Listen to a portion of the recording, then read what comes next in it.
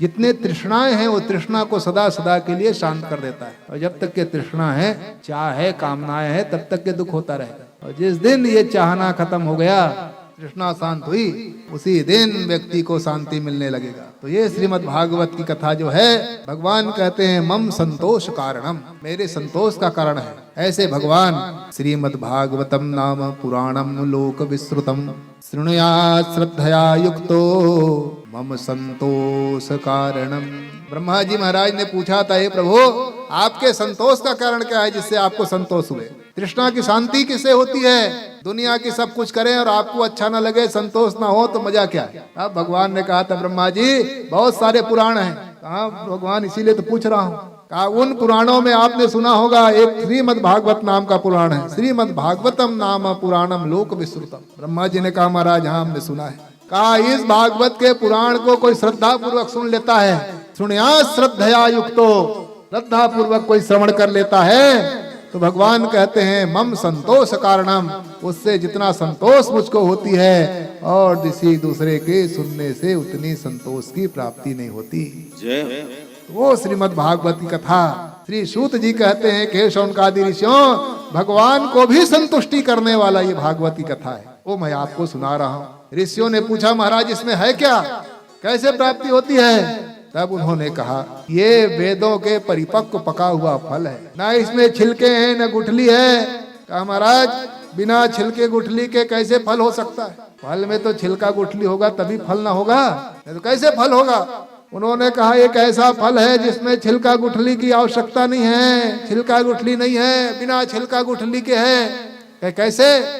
तब उन्होंने श्लोक कहा निगम कल्प तरोर गलितम फलम सुख मुखादम तत्रव संयुतम पिबत भागवतम रसमालयम मुहुरहो रसिका भुवि भावुका। हे शौनकादि ऋषियों, आप जैसे जो भावुक जो जन है उन्हीं के लिए ये सुंदर फल है। कहा महाराज ये फल कहाँ से पैदा हुआ है? फल के लिए कोई न कोई पेड़ होगा ना, बिना पेड़ के फल कैसे हो सकता है? कहा इनका भी एक पेड़ है। क्या कौन सा पेड़ है?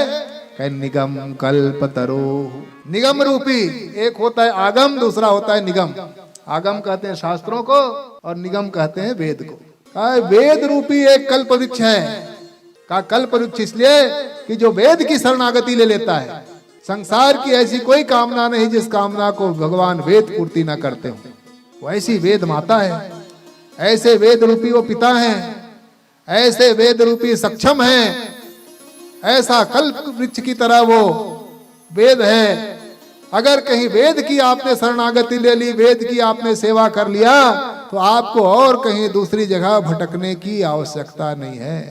वेद के शरणागति लेते ही कल्पद्रुम कहते हैं, कल्पद्रुमः कल्पितमेव सूते, जो आप कल्पना करोगे उस कल्पना की पूर्ति कर दे, वो कल्प वृक्ष का काम है। कल्प वृक्ष उसको कहते हैं जिसके पास जाओ आप कल्पना करो और जो कल्पना करोगे आपके कल्पित वस्तु को प्रदान करने वाले का नाम है कल्पतरु कल्प वृक्ष।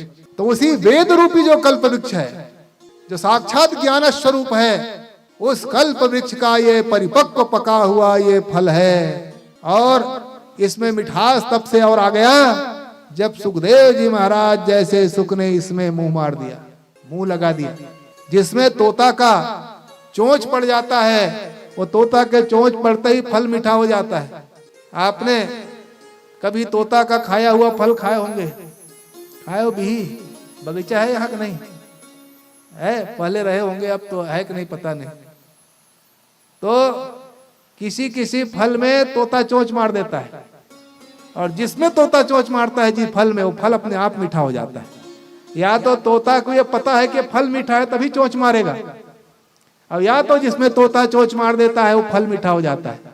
कितने लोग खाए हैं? खाए हो ना? अपने आप वो फल मीठा हो जाता है तोता का खाया हुआ बंद। या तो उसके चोंच में ऐसा कोई अमृत तत्व है जो वहां फल में जाने के बाद मिठास भर जाता है। अब ऐसे एक आम होता है, कोई लिपद्दा आम, काला काला से दाग सा रहता है। वो जैसे ही वो काला दाग वाला खाओगे तो मीठा ही होता है वो, या कितना भी खट्टा पेड़ का क्यों ना रहे, वो पेड़ फल मीठा हो जाता है। तो वैसे ही ये जो परिपक्व जो फल है, इसमें भगवान सुखदेव जी महाराज ने अपना मुख लगाया है, तो मुख लगाते ही वो और मीठा हो गया है। ना इसमें छिलका है ना गुठली है। जैसे अमरूद होता है ना, अमरूद में छिलका त्याज्य तो होता नहीं और ना उसका गुठली कोई फेंकता है, वैसे ही अमरूद की तरह ये परिपक्व फल है जिसमें छिलका और गुठली के काम नहीं है, और उसी अमरूद में ही तोता चोंच मारता है। तो ऐसा ये सुंदर परिपक्व फल है। कहा महाराज, जब फल पक जाता है तो फल पकने के बाद जब टूट करके गिरेगा, आप कह रहे हो गलितम फलम, गलित फल है मतलब एकदम पका हुआ है। और जब पका हुआ फल जब टूट करके नीचे गिरेगा, तो नीचे गिरेगा तो खराब होगा कि नहीं? ऊपर पेड़ में लगा है, अब एकदम गल गया है, अब गल करके जब नीचे आएगा तो नीचे आएगा तो पृथ्वी में जब पड़ेगा तो धूल दूषित होगा कि नहीं? जैसे पानी तब तक के शुद्ध होता है जब तक के आकाश में रहता है, और जैसे ही आकाश से नीचे आता है तो आकाश से नीचे आते ही क्या स्थिति होती है? भूमि परत भाड़ा बर पानी, जिम जी वही माया लपटानी। जब तक के आकाश में है जल तब तक एकदम शुद्ध डिस्टिल वाटर की तरह, और जैसे ही भूमि में आता है, भूमि आते ही धूल दूषित हो जाता है। वैसे ही पका हुआ फल पेड़ में लटका है तब तक एकदम ठीक है, और टपक के नीचे आएगा तब, तो जैसे नीचे आएगा तो खराब हो जाएगा। श्री सूत जी महाराज कहते हैं नीचे आए तब ना, वो नीचे आने का अवसर ही नहीं मिलता है। श्रीधर स्वामी लिखते हैं, जब वो भाष्य लिखते हैं तो कहते हैं कि शिष्य प्रशिष्यादि रूप पल्लव परंपरया सनैर अखंड में भावतीर्णम न तुच्छ निपाते निस्फुटितम। श्री श्रीधर स्वामी कहते हैं कि जैसे ही कल्प रूपी वृक्ष से वो पका हुआ पेड़ गिरा, जब वो फल गिरा तो नीचे गिरे तब न खराब होगा, तब कि जैसे वहां से टपका तो नारायणम पद्म भवम वसिष्ठम शक्तिंच तत्पुत्र पराशरंच व्यासम सुखम गौड़ पदम महांतम गोविंद योगेंद्र मथास शिष्यम श्री शंकराचार्य मथाश पद्म पादंच हस्तामलकंच शिष्यम तम त्रोटकम वार्तिक कार्यमन्यान अस्मद्गुरुं संततमानतोस्मि। जैसे उसमें से टपका तो नारायण रूपी, और वहां अटका, वहां से टपका तो ब्रह्मा जी, वशिष्ठ, शक्ति, पराशर जी महाराज, व्यास जी से सुखदेव जी से गौड़ पादाचार्य, गोविंद पादाचार्य, शंकराचार्य, ऐसे टपकते टपकते टपकते टपकते ये चेरिया पौता में पहुंच गया। और चेरिया पौता में भी टपक रहा है तो भूमि में थोड़ी गिर रहा है, ये लोगों के कान में घुस जा रहा है, श्रवणेंद्र में जाकर के प्रवेश कर रहा है, हृदय में चला गया। उनको नीचे गिरने का अवसर नहीं मिला। अगर नीचे गिरता तब ना खराब होगा।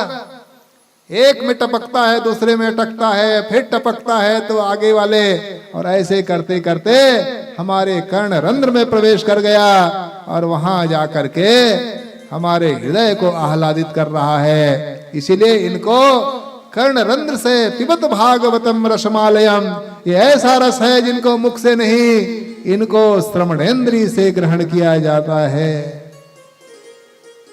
और जो जितना पका हुआ होता है बंधु उतना ही आनंद देता है। जब तक के फल पकता नहीं है तब तक के उसमें मीठापन नहीं आता। पका हुआ फल खाए हो कि नहीं? आप लोग खाए हो? कितने लोग खाते पके फल? पके हुए फल का लक्षण क्या है? कैसे हम जाने के फल पका हुआ है? कैसे जानते हो फल पक गया? पके हुए फल के 3 लक्षण हैं। कितने लक्षण? 3 लक्षण जब आ जाता है तो व्यक्ति समझ जाता है फल पक गया। पहला लक्षण यह है कि फल पकने के बाद रंग बदल जाता है। पहला लक्षण। भले दूसरे रंग का रहेगा, और जैसे पकता है तो रंग बदल जाता है, तो व्यक्ति पहचान लेता है भाई हाँ रंग बदल गया। पेड़ में भी तो व्यक्ति तोड़ने लगता है या गिराने लगता है। आप जाते हो फल तोड़ने के लिए, कितने लोग बोरी झुर्राने के लिए, तो कच्चा कच्चा में थोड़ी डंडा मारता है, देख लेता है कि रंग बदला हुआ है, उसको तोड़ता है। तो पहला लक्षण रंग बदलता है। दूसरा लक्षण कोमल हो जाता है। पहले जब कच्चा रहेगा तो कठोर रहता है, और जब पक जाता है तो फल कोमल हो जाता है। दूसरी पहचान है। और तीसरा पहचान है, फल जब पकता है तो फल पकने के बाद मीठा हो जाता है। पहले दूसरा रहेगा, खट्टा रहेगा, कसाय रहेगा, अलग अलग, परंतु जैसे पकता है तो पकते ही उस फल में मीठापन आ जाता है। ये तीन लक्षण अगर आ गए तो समझ लेना चाहिए फल पक गया है। वैसे ही बंधु हमारे जीवन में जिस दिन परिपक्वता आएगी, हम भी ये संसार रूपी वृक्ष के फल हैं। सारा संसार जितना दिखाई दे रहा है सब संसार रूपी वृक्ष के फल हैं। और ये संसार रूपी वृक्ष के जो हम फल हैं, ये पकेगा तो इनमें तीन लक्षण दिखाई देने लगेंगे। पहला रंग बदल जाएगा। पहले देखो काले काले बाल रहते हैं, जितने भजनानंदी के बाल जब सफेद सफेद हो गए, दाढ़ी पकने लग गए, तो समझ लो कि पकना चालू हो गया। पकते ही रंग बदल जाता है बंधु सबके। दूसरा कोमलपन आ जाता है। जब कच्चा रहता है तो अकड़न रहती है, आंखों का, दांतों का, कान का, घुटने का, कमर का, इंद्रियों के, ये अकड़नपन रहता है, कड़ापन रहता है। और जैसे परिपक्वता है, परिपक्वता आते ही चाहे आंखों का, कानों का, घुटने का, कमर का, दांत का, सारे अकड़न गलित हो जाते हैं, ढीले पड़ जाते हैं, कोमल होने लगता है। अगर कोमलता नहीं आई है तो समझो अभी पका नहीं है। और तीसरा लक्षण मीठापन। फिर संसार में इसी में ही आनंद आने लगता है। आनंद कब आएगा? जब वो परिपक्व होकर के जान जाता है। 60 का जब हो जाता है ना तो लोग कहते हैं साठा पाठा। 60 के बाद उनकी बुद्धि खुलती है, और बुद्धि खुलने के बाद वो समझ जाता है कि संसार असार है। ये असार संसार में केवल परमात्मा सार तत्व है। असारे खलु संसार सार में तच्चतुष्टयम या त्रयम। वो जान जाता है असार संसार में सार तत्व केवल परमात्मा है।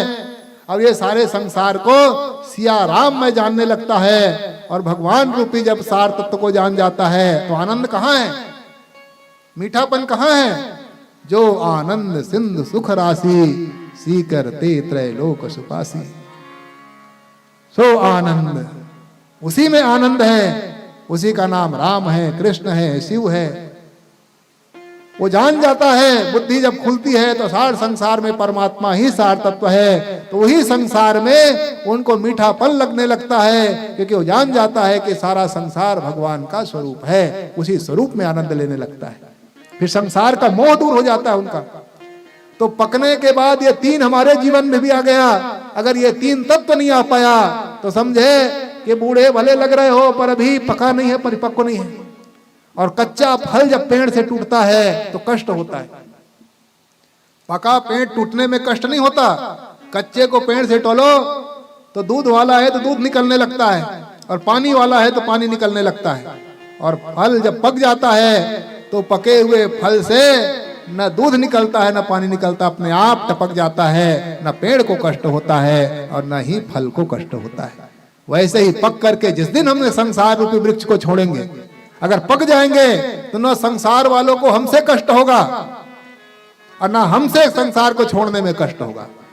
उसी दिन अपनी गठरी उठाएंगे और गठरी उठा करके कहेंगे चल, जहां ले चलना है वहीं ले चल, क्योंकि हमने सब काम पूरा कर लिया है। जिस उद्देश्य से भगवान ने हमको भेजा था उस उद्देश्य की हमने पूर्ति कर दी है। हम परिपक्व हो चुके हैं। अब हमारा कोई काम बाकी नहीं है जिनके कारण हमको कष्ट होता हो छोड़ने में।